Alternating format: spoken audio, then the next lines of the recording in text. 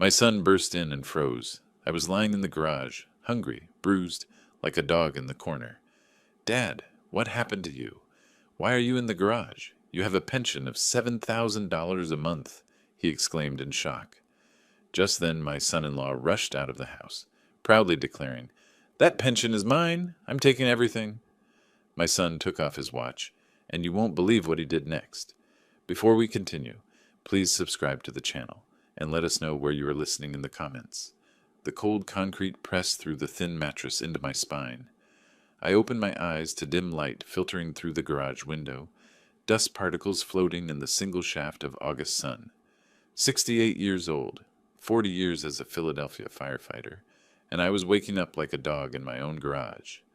My left shoulder throbbed where Wesley had shoved me yesterday.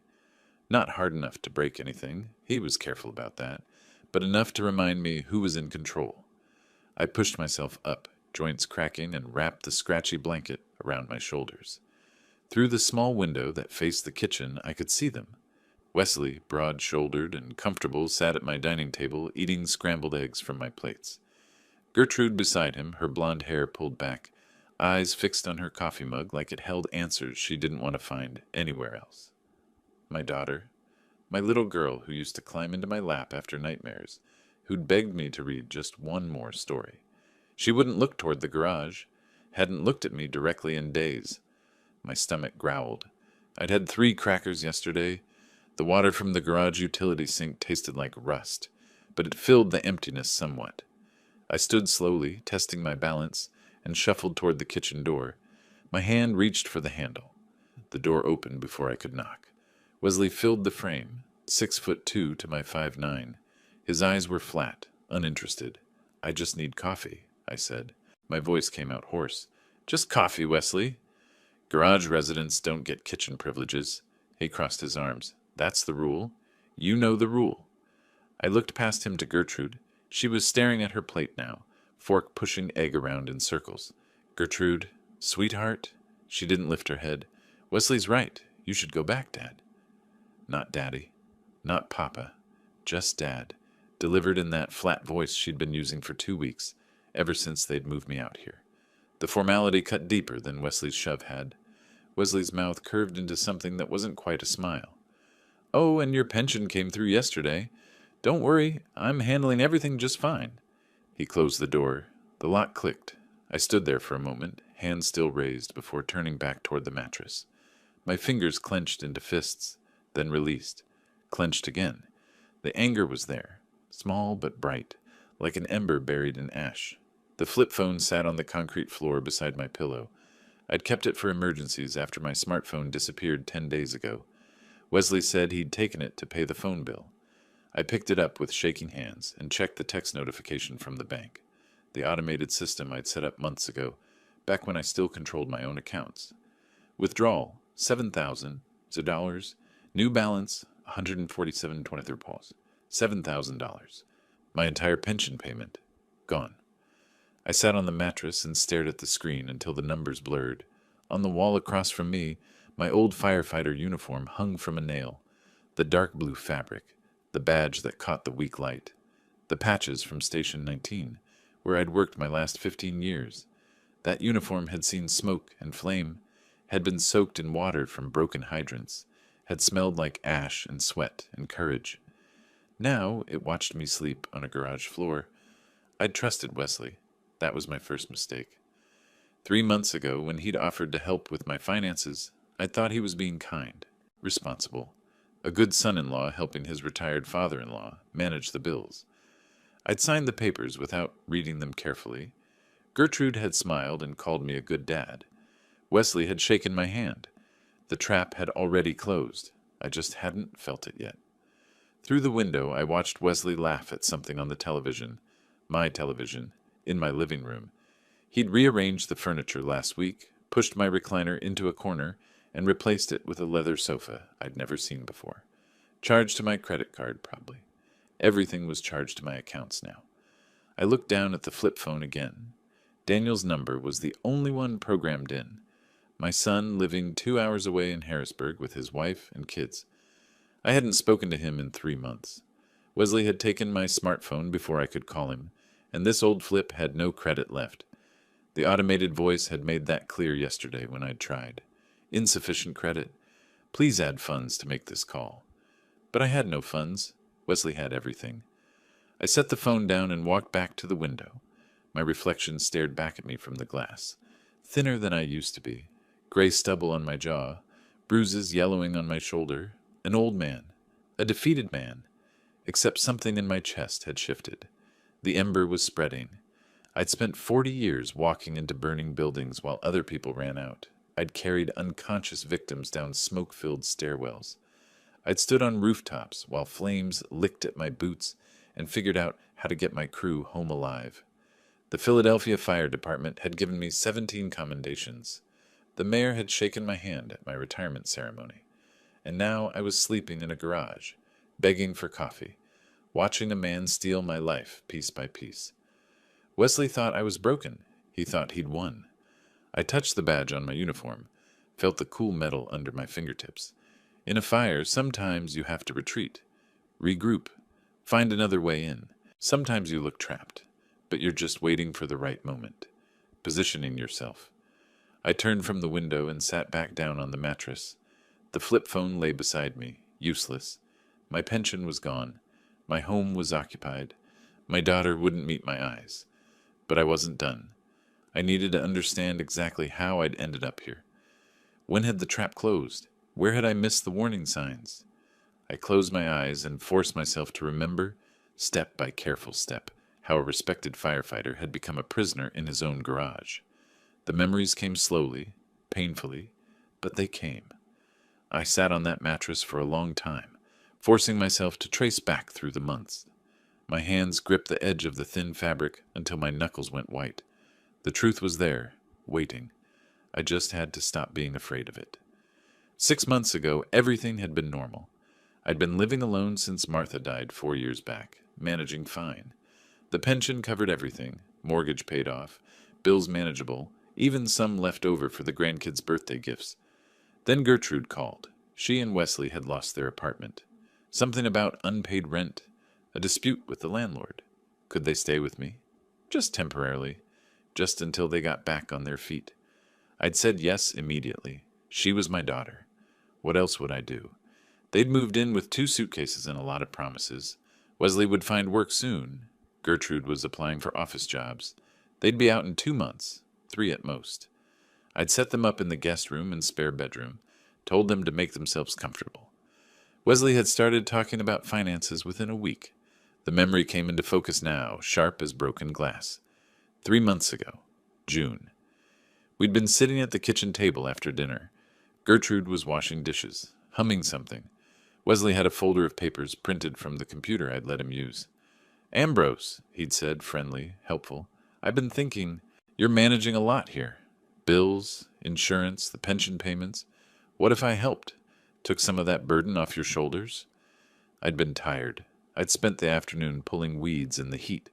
"I appreciate it, Wesley, but I've got it under control." "I know you do." He'd opened the folder. "But what if something happens? What if you get sick or forget a payment? With power of attorney, I can handle everything. You just relax, enjoy retirement." I'd frowned at the papers. Legal language, dense paragraphs. "Power of attorney? That sounds serious." "It's standard.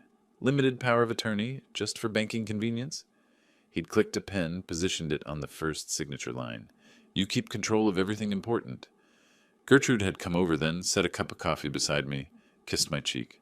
"Dad, Wesley's good with finances. It'll be easier for everyone." "You're sure this is standard? For family helping family?" "Absolutely." Wesley had smiled. "My uncle did the same thing with my grandfather. Made everything smoother." I'd signed. 3 pages, 6 signature lines, initials in 4 places. Wesley had pointed to each spot, and I had signed without reading the fine print. Why would I need to? He was family. The trap was set. For a while, nothing changed. Bills got paid. My pension arrived like always. Wesley said he'd moved everything to a joint account for easier management, but I had access. If I needed cash, I could ask. No problem. 6 weeks passed before I noticed. The memories shifted forward. Late July. I'd been opening mail at the kitchen table, mostly junk, some catalogs. Then the bank statement. I'd opened it out of habit and stared at the balance. $347. That couldn't be right. My pension was $7,000 a month. Even with bills, there should have been thousands left. I'd called the bank. The woman on the phone had been polite, patient. Yes, Mr. Russell, your pension is being directly deposited. No, not to this account anymore. It's auto-transferring to a different account, the joint account ending in 4792. Set up 2 months ago. I'd found Wesley in the living room watching television. Wesley, I need to talk to you about the bank accounts. He'd barely looked up. What about them? My pension. It's going to some other account. The woman at the bank said joint account. Oh, that's the one I set up. More efficient. He'd reached for the remote, changed the channel. Don't worry about it. But I need access to... You have access. I'll give you cash as needed. He'd glanced at me then, and something in his eyes had been different, harder. It's better this way, Ambrose. Trust me. The alarm bells had started then. Quiet at first, but there. I'd started watching more carefully after that. Noticed the new laptop that appeared in the spare bedroom. The expensive dinners Wesley brought home. Steaks, wine, food I couldn't afford. The leather jacket Gertrude wore, tags still attached. $300 visible on the sleeve. When the credit card statement arrived, forwarded from the joint account, I'd seen it all. Electronics, restaurants, clothing, furniture. Thousands of dollars. My thousands. 1 month ago, I'd confronted him. The memory burned now, made my hands shake, even sitting in the garage. I'd waited until Gertrude was at the grocery store. Wesley had been in my recliner, feet up, drinking my beer. Wesley, where's my pension? I'd been holding the bank statements, 6 of them highlighted in yellow. The account is empty. Where's my money? He'd set down the beer slowly. Our money? You signed it over. I'm managing it properly. Managing it? You're stealing it. My voice had risen. I never agreed to this. I signed papers for convenience, not for you to... He'd stood up, fast. Suddenly he was close, using his size, his height. I'd stepped back instinctively. You signed the papers, he'd said, voice cold. It's legal. Power of attorney means I control the accounts. And if you make trouble, Ambrose, I'll have you declared incompetent. You're old, you're forgetful, you're clearly not capable of managing your own affairs. Nursing home. Think about it. The shove had come then. Not a punch. That would leave marks people would ask about. Just his palm against my chest, hard enough to send me stumbling backward into the wall. My shoulder had hit first, the same shoulder that throbbed now. Gertrude had come home 10 minutes later. She'd seen me holding my shoulder, seen Wesley sitting calmly with his beer. She'd looked at me, looked at Wesley, and said nothing. That's when I'd known. She was complicit. Not forced, not deceived. Complicit. 2 weeks ago, they'd stopped pretending. Wesley had called me into the dining room like I was an employee. Gertrude had been there, silent, hands folded. New arrangement, Wesley had said. You're using too much space in the house. The garage has everything you need. Mattress, sink, toilet. You stay out here unless you have permission to enter. I'd started to protest. He'd cut me off. Your choice, Ambrose. Garage, or I call social services and have you evaluated for senile dementia. Your call. I'd moved my mattress that night, carried it through the kitchen while they watched television. Now, sitting in the August heat with the flip phone dead in my hand, the full picture was clear. Every piece, every step of the trap. For weeks I'd been thinking like a victim, trapped, helpless, afraid. But victims don't survive burning buildings. Firefighters do. And firefighters don't panic, they plan. They find the exits. They know the structure's weaknesses. They wait for the right moment. I stood and walked to my uniform, touched the badge again. Remembered, in a fire sometimes you have to retreat to advance. Sometimes you look beaten, but you're positioning yourself for the next move. Wesley thought he'd won, thought I was broken. He was wrong. I looked at my reflection in the garage window. Older, thinner, bruised. But my eyes were different now, harder, clearer. I couldn't call Daniel, not yet. Not without a real phone. But Wesley had given me something valuable. Time. 2 weeks in this garage, watching them through that window. I'd learned their patterns, their routines. When Wesley left for his afternoon walks, when Gertrude took her long baths, where they kept the spare keys, how the house sounded when they slept. I'd learned something else too. I wasn't done fighting. Not even close. The next day, something changed. Something Wesley didn't expect. Friday evening, the garage had that particular quality of silence. Not peaceful, just empty. I sat on the old wooden chair I'd dragged from the corner, watching shadows lengthen through the window. My posture was different now, straighter. The bruise under my left eye had turned yellowish purple, 2 days old from Wesley's accidental elbow. But something inside me had shifted since yesterday's memories. I wasn't just surviving anymore. I was waiting. Then I heard it, the specific rumble of Daniel's Honda Accord, the one with the slightly loose exhaust he kept meaning to fix. My heart seized in my chest. Hope and dread collided like chemical reactions. Not now, not like this. He couldn't see me like this. But the engine cut off, car door slammed. Footsteps on the driveway. Through the small window, I watched the house. Couldn't see the front entrance from here, but I heard the door open. Heard Daniel's voice, warm and unsuspecting. "Hey, anyone home? Where's Dad?" A pause. Then Gertrude, too quickly voice pitched wrong. "Daniel, we didn't know you were coming. He's in the garage, working on something." Wesley's voice drifted out, casual but territorial. "Daniel, long time." I stood slowly, hands shaking. Part of me wanted to call out, warn him somehow. Another part wanted to hide, preserve the illusion that everything was fine, protect my son from the truth. But my legs wouldn't move either direction. "Where's the garage?" Daniel asked. He knew where it was. He'd grown up in this house. The question was a challenge. Footsteps approached. The garage door swung open. Light from the house flooded in, and Daniel's silhouette filled the doorway. Taller than I remembered, broader. His face emerged from the backlight, and I watched the emotions cycle across his features. Confusion, horror, shock. His eyes found mine, then tracked down to the bruise, the mattress on the concrete, the single thin blanket. "Dad?" His voice cracked slightly. "Dad, what? What happened to your face?" I couldn't speak, couldn't form words. Just stood there like a specimen under examination. He crossed the space in 3 strides, gripped my shoulder. "You're living in the garage. Why are you living in the garage? You have a pension, $7,000 every month." "Daniel," my throat was dry. "You shouldn't have come." $7,000, Dad. Where is it?" "It's complicated, son." Wesley appeared in the doorway then, chest puffed, filling the frame with his bulk. That smug expression I'd come to know so well. "Not complicated at all," Wesley said. "That pension belongs to me now. I control everything. Your father signed the papers." Daniel turned slowly, stood to his full height. "Excuse me?" "Power of attorney, all legal." Wesley stepped into the garage like he owned it, which, in his mind, he did. He signed it over. "The money's mine, the house is mine. Well, it will be. And this?" He gestured at the mattress, at me. "This is where he lives now. House rules." From the doorway, Gertrude's voice came weakly. "Wesley, maybe we should—" "Shut up, Gertrude." Wesley didn't even look at her. "Your brother needs to understand how things work here." Daniel's jaw tightened. His hand moved to his wrist, to the watch there. An Omega, stainless steel catching the light. I'd seen it before, Christmas 2 years ago. He'd been proud of it. Company gift for hitting targets 3 years running. He unclasped it. The click was loud in the silence.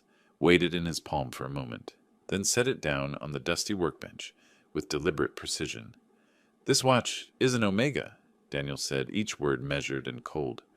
"Company gave it to me for hitting targets 3 years running, worth about $8,000. He looked at Wesley.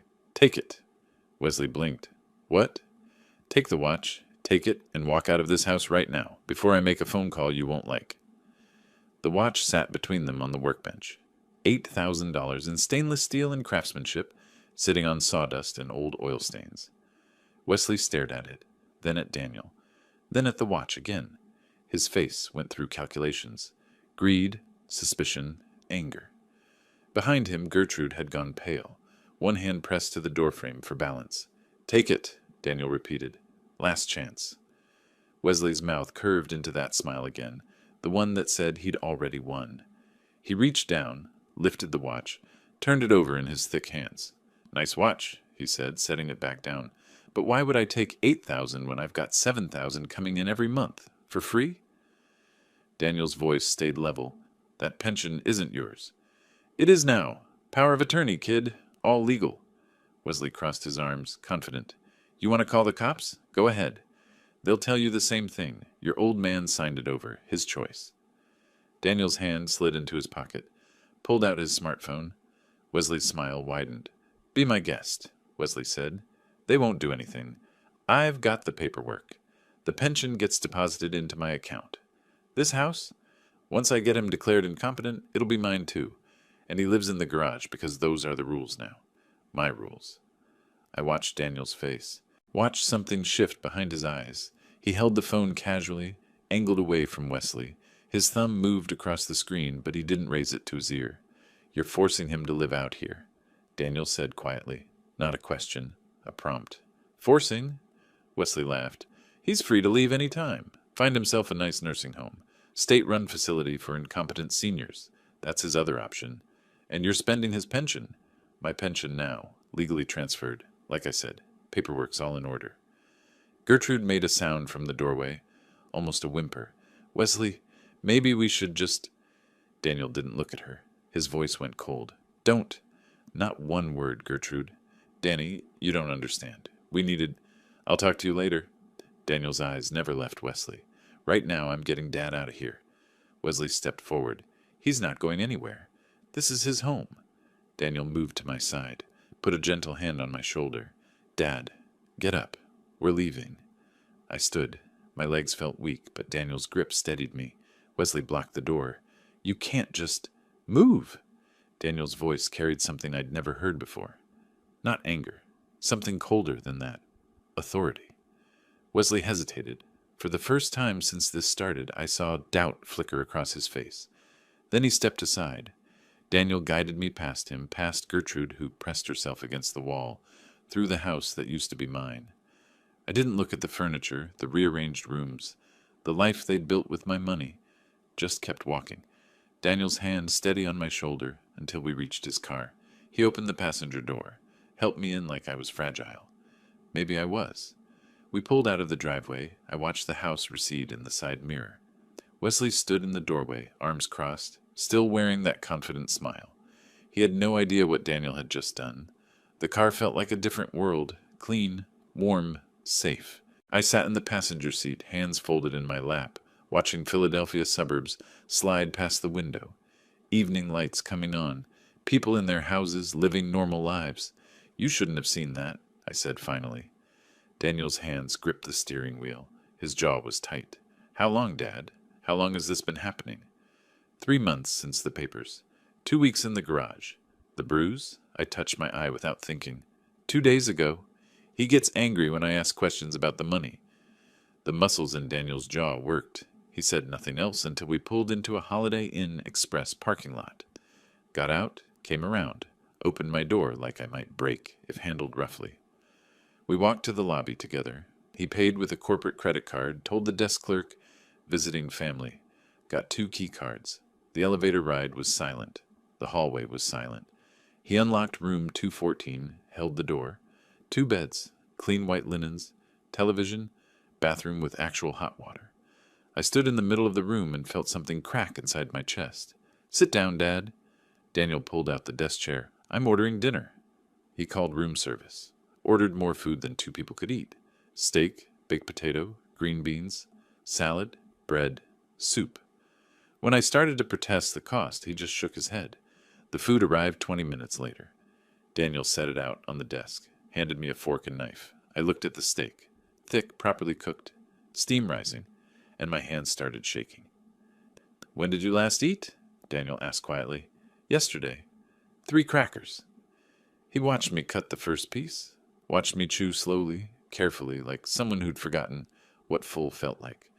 Didn't say anything, just watched, with an expression that made my chest hurt worse than hunger ever had. I ate half the steak before I had to stop. My stomach had shrunk. Daniel wrapped the rest, put it in the mini fridge for later. Then he pulled out a legal pad from his laptop bag, clicked a pen, sat across from me with the methodical air of someone starting a project debrief. Tell me everything, he said. From the beginning, when did Wesley first suggest the power of attorney? So I told him. May, early May, Wesley's friendly offer. The papers at the kitchen table.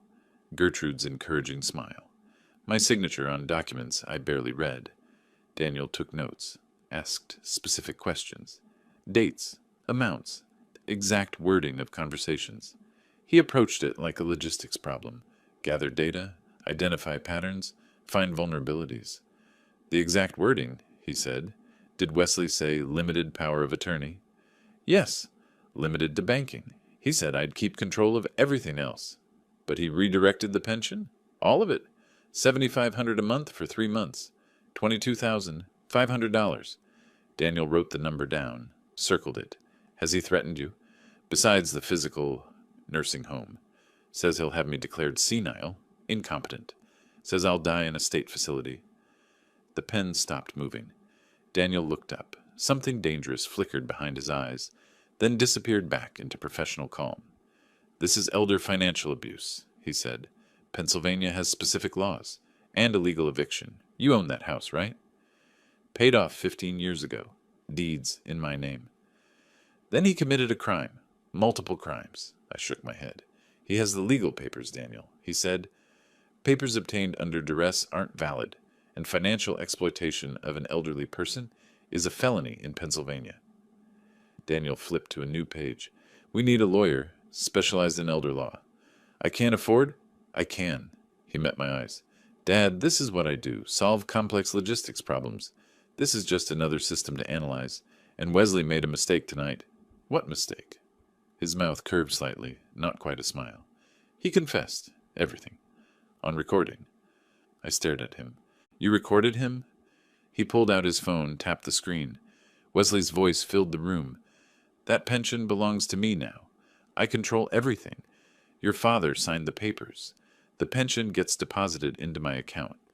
This house, once I get him declared incompetent, it'll be mine too.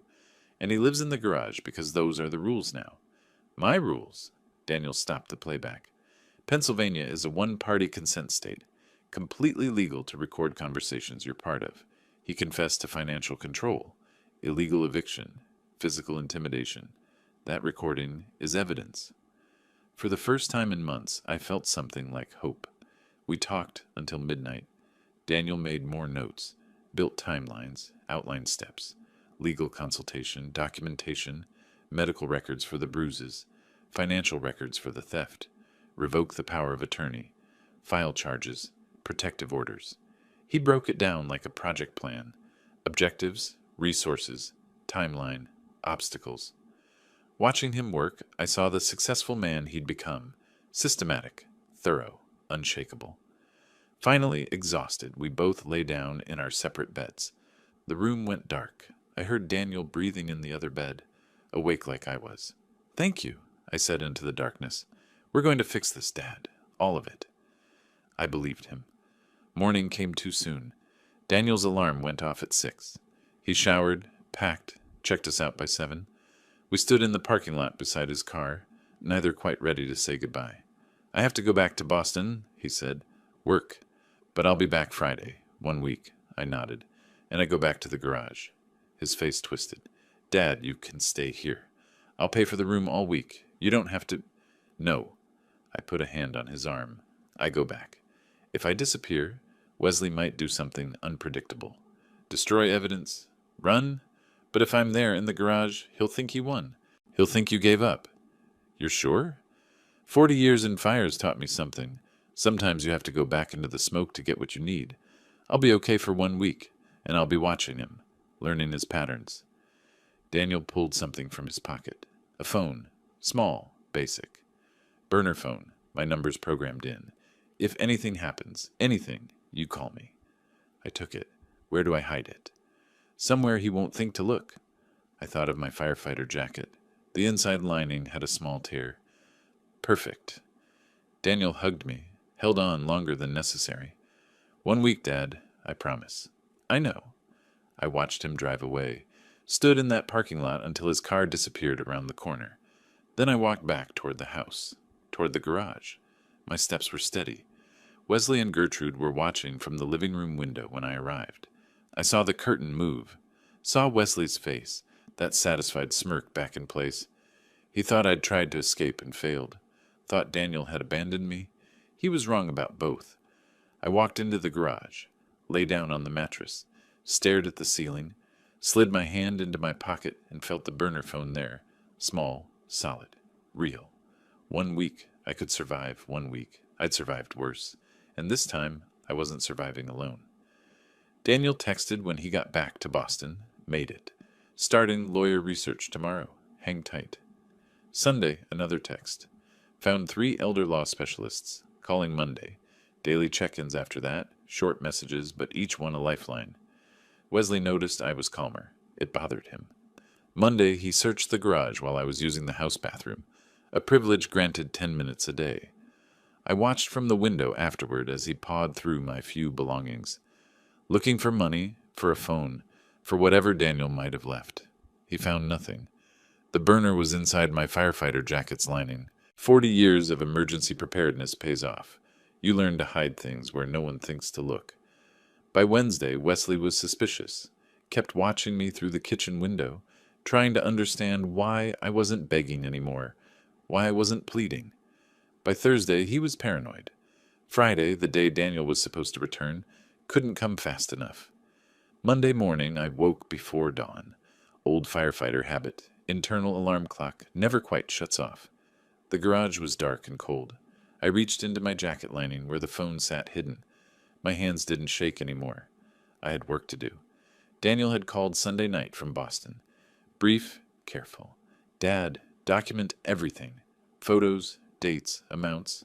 The lawyer needs evidence.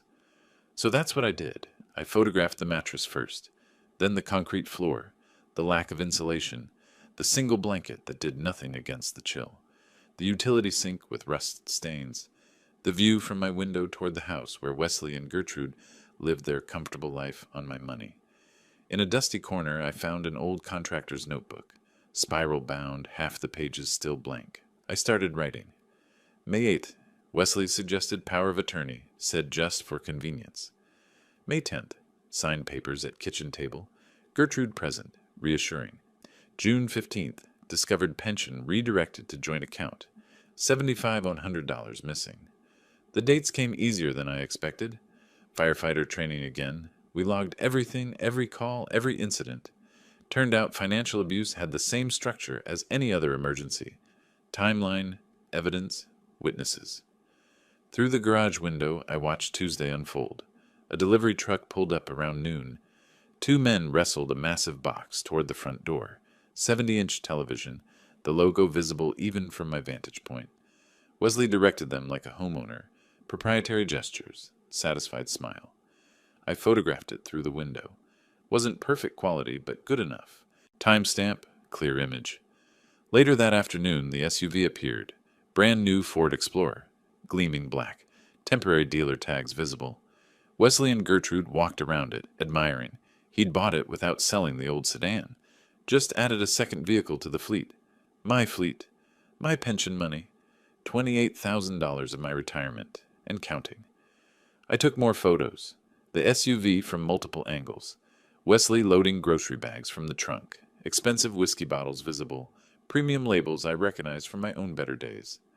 Tuesday night, Daniel called. The lawyer's name is Sandra Mitchell. Specializes in elder law. We're meeting Wednesday at 3. Coffee shop on Broad Street.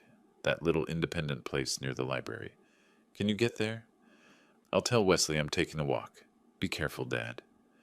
Wednesday morning, Wesley was watching me. I felt his eyes through the kitchen window as I sat on the garage chair, pretending to read an old magazine I'd found. Around 2, I stood, stretched, made a show of needing movement. Going for a walk, I called toward the house. Get some air. No response. Just that feeling of being watched. I walked 6 blocks to the coffee shop. The world outside my garage felt strange. Normal people doing normal things. Buying coffee, laughing at phones, living lives that didn't include sleeping on concrete floors. Daniel was already there, corner booth. The woman beside him was mid-50s, professional gray suit, leather briefcase on the table. She stood when I approached, extended her hand. Mr. Russell, I'm Sandra Mitchell. Daniel's told me about your situation. Before we begin, I need to hear it directly from you. Everything that's happened. I sat, took a breath. Where do I start? Start with the power of attorney. When did Wesley first mention it? So I told her. The whole timeline. The friendly offer that became a trap. The papers I signed without reading carefully enough. The gradual theft of my pension, my autonomy, my home. The physical intimidation. The garage. Sandra took notes, quick shorthand, occasionally stopping me to clarify dates or amounts. She had the focused intensity of someone who'd seen these cases before and knew exactly what mattered. When I finished, she pulled out a tablet, connected headphones, pressed play. Wesley's voice filled the tiny space between us. That pension belongs to me now. I control everything. Your father signed the papers. The pension gets deposited into my account. This house? Once I get him declared incompetent, it'll be mine too. She stopped playback, removed the headphones, looked at me directly. Mr. Russell, Pennsylvania law is very clear on this. Financial exploitation of a person over 60 is a felony.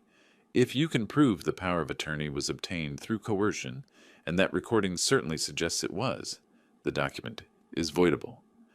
But Wesley says it's legal. He says the police won't help. He's wrong. She pulled papers from her briefcase. What he's done is elder financial abuse. Pennsylvania takes it seriously. Additionally, evicting you from your own home, that's illegal detention and property theft. She paused. So we can stop him, but more importantly, we can charge him. Criminally. The word hung in the air. Criminally. Daniel leaned forward. Tell her about your documentation, Dad. I showed her the notebook, the timeline, the amounts, the specific dates and incidents. Sandra studied each page, nodding. This is excellent. Detailed. Specific. This will be powerful in court. She looked up. You were a firefighter? 40 years. Philadelphia Fire Department. That training is saving you now. She scrolled through the photos on the burner phone Daniel had shown her. These images, your living conditions, clear evidence, combined with the recording. She set down the phone. Mr. Russell, we have a strong case. But we need one more thing. What? Medical documentation. The bruises, the weight loss. We need a doctor to examine and document them officially. Can you do that? When? Tomorrow, if possible. The fresher the documentation, the better. We talked for another hour. Sandra outlined the legal process. Revoke the power of attorney, file for protective orders, pursue criminal charges, recover the stolen pension. Each step precise, methodical. Achievable. I'd spent 3 months feeling helpless. 40 minutes with Sandra Mitchell, and I had a plan. When we left, Daniel walked me partway back, stopped at the corner 2 blocks from the house. You okay, Dad? I'm okay. He hugged me. 1 more week, maybe less. I walked the last 2 blocks alone. Something felt wrong before I even turned onto my street. Wesley's SUV was parked crooked in the driveway, like he'd been in a hurry. The garage door was slightly open. I always closed it completely. My hand went to my jacket pocket, touched the outline of the burner phone. Still there. But something had changed. I could feel it. I pushed open the garage door. Wesley sat on my workbench, legs dangling, holding something in his hand. As my eyes adjusted to the dim light, I saw what it was. Pieces of a phone. A phone just like the one in my pocket. My hand flew to my jacket. The pocket was empty. The lining torn open. He'd found it. My mattress was overturned. The firefighter jacket lay crumpled on the concrete, its interior lining ripped. My few belongings scattered across the floor. He'd torn the place apart. Wesley held up the shattered phone, screen dangling in fragments. His smile was triumphant. What's this, Ambrose? Where'd you get a phone? I made my voice small, submissive. Daniel gave it to me, just to call him sometimes. Daniel gave it to you. Daniel who took you away last week. Daniel who thinks he can interfere. He slid off the workbench, used his height to tower over me. Who have you been talking to? Just Daniel, I swear, just my son. Liar! He stepped closer. You've been leaving the garage every day. Where do you go? Walks, just walks, to get air. He threw the phone pieces at my feet, plastic and glass scattered across concrete. You think I'm stupid? You think I don't notice things? My heart hammered, but my mind stayed clear. The phone was a decoy. The real evidence was already with Sandra. The photos were sent Tuesday.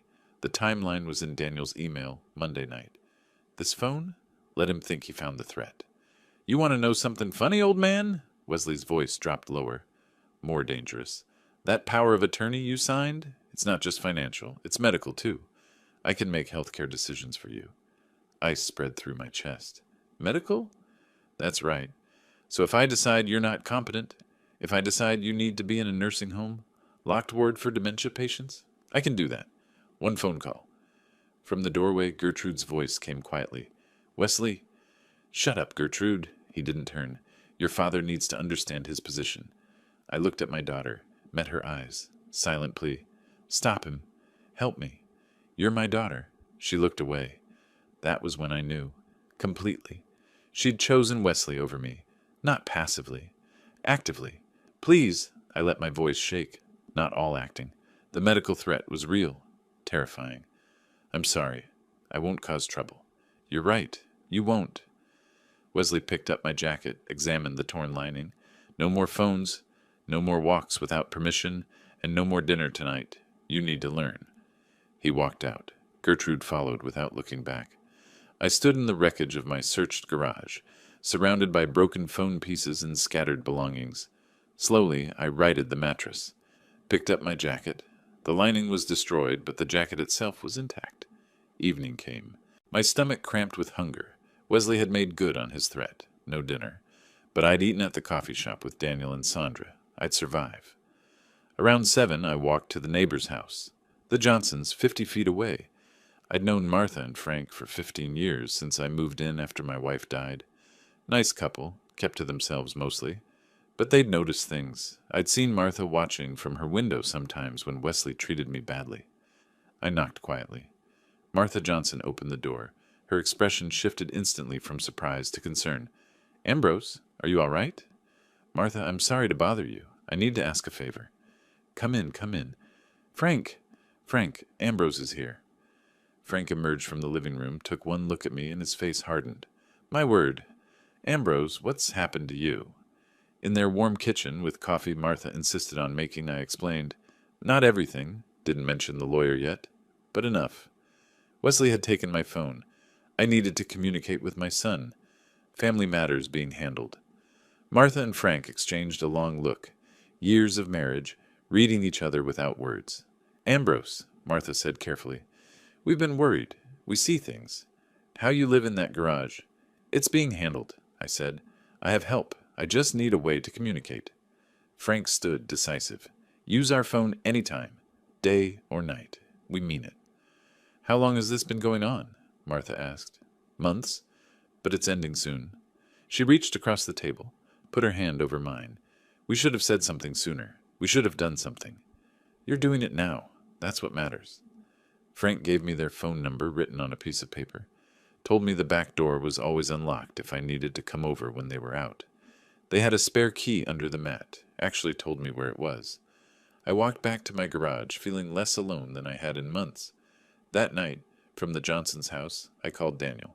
Told him about the phone Wesley found. He laughed. Actually laughed. Dad, that phone was backup. Everything's already with Sandra. He found nothing important. He has medical power of attorney. He threatened nursing home. Daniel's voice went cold. Forward that to Sandra. She needs to know. But Dad, it doesn't matter. We're moving Friday. Medical exam Thursday, then paperwork Friday. You hold on until then. Thursday morning, Wesley cut my food again. Breakfast was 2 crackers. Dinner would be the same if I got dinner at all. The shower schedule changed too. Once per week now, Sundays only. He was tightening the cage, trying to break whatever spirit he sensed hadn't broken yet. But I had an appointment that day. Sandra had arranged it. Medical examination at a clinic downtown.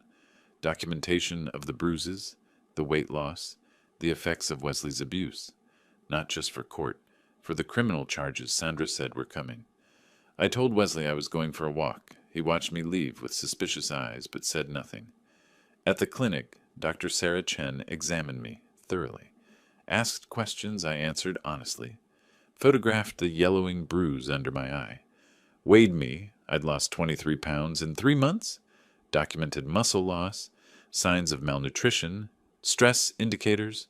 Mr. Russell, she said quietly, filling out forms, I'm required to report this. What's being done to you is abuse. It's being reported, I told her. By a lawyer. Criminal charges are coming. She handed me copies of everything. Good. You deserve better than this. Walking back, I stopped at the Johnsons' house. Martha made me lunch. Real lunch, sandwich and soup and fruit. Frank sat with me while I ate, talking about nothing important, giving me the gift of normal conversation. That night, lying on my thin mattress with hunger cramping my stomach despite lunch, I thought about time. How it moves differently when you're waiting for rescue. How days feel like weeks, but I'd survived worse. Burning buildings, smoke inhalation, collapsed structures. I could survive my own son-in-law for a little while longer. Friday morning, I walked to the corner grocery store. Not because I needed groceries. The milk was just cover. But because I needed to buy there at exactly 9:15 when Daniel would happen to drive by. Wesley watched me leave. I felt his eyes from the kitchen window. But I'd been taking walks all week, my new hobby since the phone incident. He was suspicious, but he let me go. Probably figured I had nowhere to go, no way to cause trouble. He was wrong. Daniel's Honda pulled into the parking lot at 9:17. He climbed out, looked up, feigned surprise. "Dad, what are you doing here?" I held up the quart of milk I'd bought with quarters. "Daniel, I didn't know you were coming to town." Last-minute decision. Wanted to check on you. His eyes found mine. Dropped to the milk. Understood everything. "Let me buy you breakfast. Real breakfast. We need to talk." 20 minutes later, we were at the medical clinic. Dr. Sarah Chen was expecting us. Sandra had briefed her beforehand. Professional courtesy between people who deal with abuse cases regularly. Dr. Chen was thorough. She photographed every bruise from multiple angles. Medical-grade camera capturing details invisible to phone cameras. Measured my weight, 152. Down from my normal, 175. She tested reflexes, cognitive function, checked for signs of malnutrition. "Mr. Russell," she said, typing notes, "these bruises are in different stages of healing. This one is about 4 days old. This one is closer to 2 weeks. Can you tell me how you got them?" I told her. Wesley's shove Wednesday. Other incidents I'd stopped tracking because they blurred together. "And your weight loss?" "Limited food. He controls when I eat, how much." She stopped typing. Looked at me directly, professional mask slipping. "Mr. Russell, I'm required by law to report suspected elder abuse. But I want you to know, I'm not just reporting this because I have to. I'm reporting it because what I'm seeing here is clear evidence of systematic abuse. No one should live like this." Her written report was 15 pages. Detailed measurements, clinical observations, photographs attached. She used terms like deliberate deprivation and pattern consistent with long-term physical abuse, medical language that would carry weight in court. The weekend crawled. Sandra was finalizing documents, triple-checking evidence, preparing filings. Daniel stayed at a hotel but visited Saturday and Sunday, bringing food, making sure I ate properly for the first time in months. Monday morning, Sandra called from the Johnsons' phone. "Mr. Russell, the documents are filed, all 3 actions. Wesley will be served Wednesday." What happens then? He has to respond. But more importantly, I've requested emergency temporary orders. We should hear back within 48 hours. Temporary orders. Freezing his access to your accounts. Allowing you back in your house. We can't wait for the full trial. You need protection now. Wednesday afternoon, I was in the garage when I heard shouting from the house. Wesley's voice, loud and rising, then Gertrude's, high-pitched with panic. The process server had arrived. Through the window, I watched the scene play out. Wesley tearing open the envelope, reading, his face cycling through confusion to comprehension to rage. "Gertrude!" he bellowed. She came running from the kitchen. He waved papers at her. "Your father's suing me. He got a lawyer. He's trying to take everything back." Her voice carried clearly. "Adult Protective Services? Financial exploitation? Wesley, this says criminal investigation." I sat on my mattress and allowed myself a small smile. The counterattack had begun. That evening, from the Johnsons' phone, I listened as Daniel described Wesley's frantic lawyer search, attorney after attorney declining once they reviewed the evidence. The recording was the killer. Wesley boasting about controlling the pension, forcing me into the garage. What he'd thought was demonstration of power had become confession to multiple crimes. Finally, Wesley found someone. Attorney James Kovach. Recent graduate, solo practitioner, desperate for clients. Can we win? Wesley had apparently asked. Long pause on the recording Daniel played for me, then Kovach's voice, We can try. Even his own lawyer knew they were doomed. Thursday morning I woke to my phone, the Johnsons' landline, which I'd been keeping in the garage overnight with their permission. Sandra's voice was crisp, professional, excited. Emergency orders granted. As of now, Wesley's financial access is frozen. And Mr. Russell, you have the right to move back into your house. Today. I sat on the thin mattress one last time, looked around the garage that had been my prison for 3 weeks, the concrete floor, the single bulb, the window through which I'd watched my life being stolen. Then I stood, gathered my few possessions into a plastic bag, and walked to the front door. Wesley was in the living room, watching. I'm moving back inside, I said. Guest bedroom. He stood. You can't just... I held up the printed court order Daniel had emailed to the Johnsons.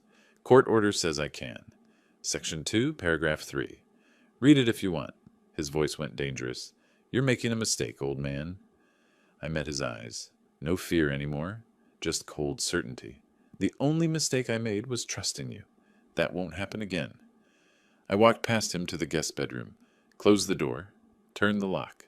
The click of that lock was the sweetest sound I'd heard in months. Thursday morning, 10:15, Teresa Williams pulled into the driveway in a county vehicle marked Adult Protective Services. I watched from my new window, the guest bedroom window, not the garage, as Wesley straightened his shirt, arranged his face into a welcoming expression, and opened the front door before she could knock. Good morning. You must be Ms. Williams. Welcome, welcome. We're so glad you're here to clear up this misunderstanding. I'd seen enough performances in my firefighting career, people lying to investigators after arson, claiming electrical fires when they'd torched their own businesses for insurance. Wesley sounded exactly like that. Too helpful, too smooth. Teresa Williams, carrying a tablet and professional camera, didn't smile back. I'm Teresa Williams from Adult Protective Services. We received a complaint regarding the living situation here. I need to interview everyone in the household and inspect the premises. Gertrude appeared, nervous energy radiating. Can I get you coffee? Water? We want to help however we can. Teresa ignored the hospitality offer. Let's begin with the garage. I understand Mr. Russell has been staying there? Wesley's performance stumbled. He wanted privacy, independence. We offered him a bedroom, but he preferred... Show me. They walked to the garage. I stayed in my room, listening through the wall. Heard Teresa's camera clicking. Heard her voice, cool and professional.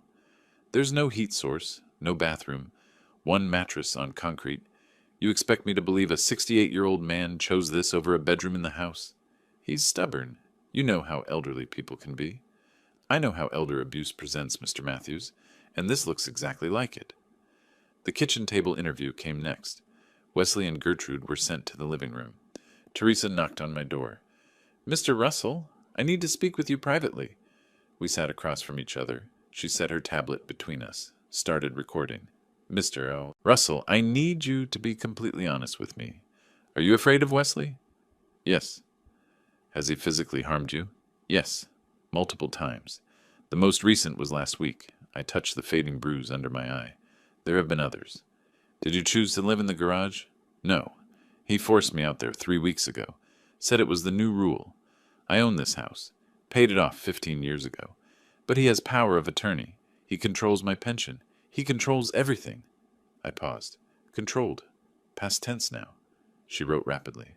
The power of attorney. Did you sign it willingly? He pressured me. Threatened to put me in a nursing home if I didn't cooperate. I was afraid. 20 minutes of questions. I answered each one with facts, dates, specific incidents. No embellishment necessary. The truth was damning enough. After my interview, Teresa spoke with Wesley and Gertrude separately. Their stories were too coordinated, too rehearsed. I heard fragments through the walls, phrases that sounded scripted, explanations that contradicted my timeline. Then Teresa left, walked next door to the Johnsons. She was there for 45 minutes. When she came back, her professional mask had cracks in it, controlled anger simmering beneath. She took more photographs of the garage, measurements, notes. Then she left without saying goodbye to Wesley. Friday morning, the temporary orders arrived. Daniel called me on the Johnsons' phone, excited. "Dad, check your email. Sandra sent you the court order." I was at the Johnsons' computer, read the document slowly. Wesley Matthews is hereby enjoined from accessing any financial accounts belonging to Ambrose Russell. Does that mean? It means he can't touch your money, not a dollar. And look at Section 2. Ambrose Russell is granted immediate right to reside in his primary residence. I was already inside, but the order made it official, legal, uncontestable. What about Wesley? He can't stop you. If he tries, he's in contempt of court. That evening, Gertrude knocked on my door. Her face was blotchy from crying. "Dad, can we talk?" "What do you want, Gertrude? How could you do this? We're your family. We took you in when—" I opened the door wider, looked at my daughter, this woman who'd watched her husband abuse me for months, and said nothing. "You took me in? This is my house, Gertrude. I own it. And you didn't take me in. You stole from me, starved me, and forced me to sleep in a garage. It wasn't like that. Wesley was just trying to help manage things. Family doesn't do what you did. Family doesn't stand by while their father is abused. You made your choice, Gertrude. You chose him over me. Now live with that choice. I'm still your daughter." I closed the door. "Then you should have acted like it." The weekend passed in cold silence. Wesley barely left his room. Gertrude cried through the walls. I stayed in the guest room, door locked, eating food Daniel brought, regaining strength. Sandra called Sunday afternoon. The final hearing is Friday. 1 week. Judge Morrison will hear both sides and make permanent rulings on the power of attorney, financial restitution, and housing. The APS report will be part of the record. What about criminal charges? Teresa's recommending prosecution. The district attorney will decide after the civil hearing. Monday, Tuesday, Wednesday. Each day crept toward Friday. Daniel arrived Thursday night, stayed at a hotel but came to the house early Friday morning. I walked out to his car. Wesley was watching from the living room window. I saw the curtain move. I didn't look back. "Ready, Dad?" Daniel asked. I buckled my seatbelt. The courthouse was 20 minutes away. 20 minutes until everything would be decided. "I've been ready for months," I said. "Let's finish this." Tuesday morning, Daniel parked in the courthouse visitor lot. Through the windshield, I could see the Philadelphia Court of Common Pleas building, all granite and glass, imposing in that way government buildings are designed to be. "You ready, Dad?" Daniel asked. Was I ready? Ready to face Wesley in front of a judge? Ready to have strangers examine my humiliation, my bruises, my garage mattress on a courtroom screen? "Let's go," I said. Because ready or not, this was happening, and I'd rather face it standing than hide from it beaten. Sandra was waiting outside courtroom 5, navy suit, leather briefcase, the picture of professional confidence. She shook my hand. "Good morning. How are you feeling, Mr. Russell?" "Nervous. Ready." "That's good. Nerves keep you sharp." She glanced at her watch. "The judge has allocated 2 hours for this hearing. I'll present our evidence first. Medical, photographic, financial, and audio. Kovacs will try to rebut. Then she'll rule. Could be today, could be next week. But given the temporary orders, I expect a decision today." Inside, the courtroom was exactly what I expected. High ceilings, wood paneling, the judge's bench elevated like an altar of justice. Wesley sat at the defense table with Attorney Kovacs, wearing an ill-fitting suit, Gertrude beside him, face pale. Wesley's eyes found mine, held them for a moment, then looked away. Judge Patricia Hendricks entered at precisely 10 o'clock. Late 60s, steel-gray hair, the kind of face that had seen everything twice and wasn't impressed either time. "Be seated. Ms. Mitchell, you may proceed with your opening statement." Sandra stood. "Thank you, Your Honor. This case is straightforward. The defendant, Wesley Matthews, systematically exploited his father-in-law through financial manipulation, physical abuse, and unlawful deprivation of housing. We have medical evidence, photographic evidence, financial records, witness testimony, and most damningly, an audio recording of Mr. Matthews confessing to these actions." She clicked her remote. The courtroom screen illuminated with Dr. Chen's medical report, photographs of my bruises, purple, yellow, green, in various stages of healing. The judge leaned forward, reading. Then came the garage photos. The thin mattress, the concrete floor, the single bare bulb, the utility sink, each image more damning than the last. Judge Hendricks's expression hardened. Financial records next. Bank statements highlighted in yellow. $7,500, redirected monthly. Expenditure records. $42,000 for the SUV, $3,000 for the television, hundreds for a premium alcohol. Then Sandra played the recording. Wesley's voice filled the courtroom, arrogant and clear. That pension belongs to me now. I control everything. Your father signed the papers. The money's mine, the house is mine. Well, it will be. And this? This is where he lives now. House rules. Silence when it ended. Heavy, damning silence. Please note that recording as Exhibit D, Judge Hendricks said. Ms. Mitchell, is that the defendant's voice? Yes, Your Honor. Recorded by Daniel Russell during a confrontation at the property. Pennsylvania is a one-party consent state. The recording is legally obtained. The judge looked at Wesley. Mr. Matthews, is that your voice? Yes. And did you make those statements? It was taken out of context. What context makes that pension belongs to me now acceptable when discussing someone else's retirement income? Wesley said nothing. Attorney Kovach tried his defense. Power of attorney was signed voluntarily. Family dispute, not abuse. Ambrose was free to leave any time. The judge's questions destroyed each argument. Mr. Matthews, you're under oath. Did you or did you not use Mr. Russell's pension funds to purchase a vehicle for your personal use? We needed transportation. A $40,000 SUV? Mr. Russell already owned a functional vehicle, correct? Yes, but did you ask his permission before spending his money? Pause. Then quietly, no. Did Mr. Russell live in the garage by his own choice? It was complicated. Space issues in a 3-bedroom house occupied by 3 people. Try again. Silence. Let me be more direct. Did you tell Mr. Russell he had to live in the garage? Very quietly. Yes. The judge sat back, studied Wesley for a long moment. I've heard sufficient evidence to make my ruling. Mr. Matthews, Ms. Matthews, please stand. They stood. Gertrude was shaking. I find that the power of attorney was obtained through coercion and threats. Even if it had been signed voluntarily, the subsequent use constitutes financial exploitation under Pennsylvania statute. The power of attorney is hereby voided in its entirety, effective immediately. She paused. Let it sink in. Furthermore, I find that Mr. Matthews misappropriated approximately $28,000 of Mr. Russell's pension funds. Restitution in that amount is ordered, payable within 90 days. Gertrude whispered something I couldn't hear. Third, regarding the housing situation, Mr. Russell is the lawful owner of the property. Mr. and Ms. Matthews are hereby ordered to vacate the premises within 48 hours. Failure to comply will result in law enforcement assistance. Wesley's face went pale. 48 hours? That's Thursday at noon. Finally, I am issuing a protection from abuse order. Mr. and Ms. Matthews are prohibited from contacting Mr. Russell or coming within 500 feet of his person or property. Long pause. One more thing. The evidence presented here suggests criminal conduct, specifically financial exploitation of an older adult, which is a felony in Pennsylvania. I am referring this matter to the Philadelphia District Attorney's Office for review and potential prosecution. The gavel struck. Court is adjourned. In the hallway, Gertrude approached me, crying, Dad, please. We didn't mean... I stepped back. Don't.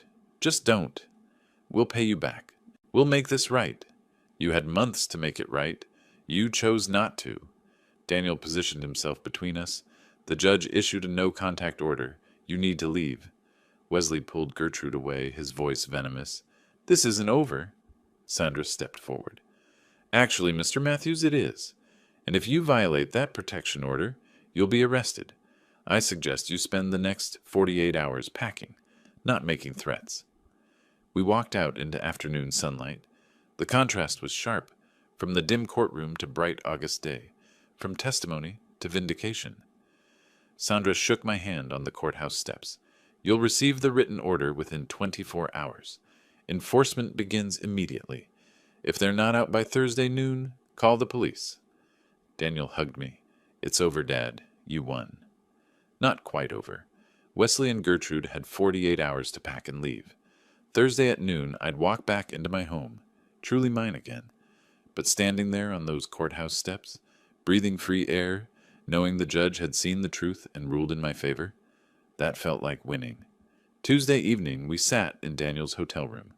Sandra had gone home, but she'd left us with copies of the court order, highlighted sections marking our victories. "You should stay here until they're gone," Daniel said. "I've already paid for the room through Friday." I nodded. I wasn't afraid of Wesley anymore. The court had neutered him, but I didn't want to watch him pack. Didn't want to share space with him for even one more night. "Thursday noon," I said, reading the order again. "They have to be out by Thursday noon. 2 more days. I can wait 2 more days." Wednesday afternoon, I drove past the house, saw boxes through the windows, chaos of frantic packing.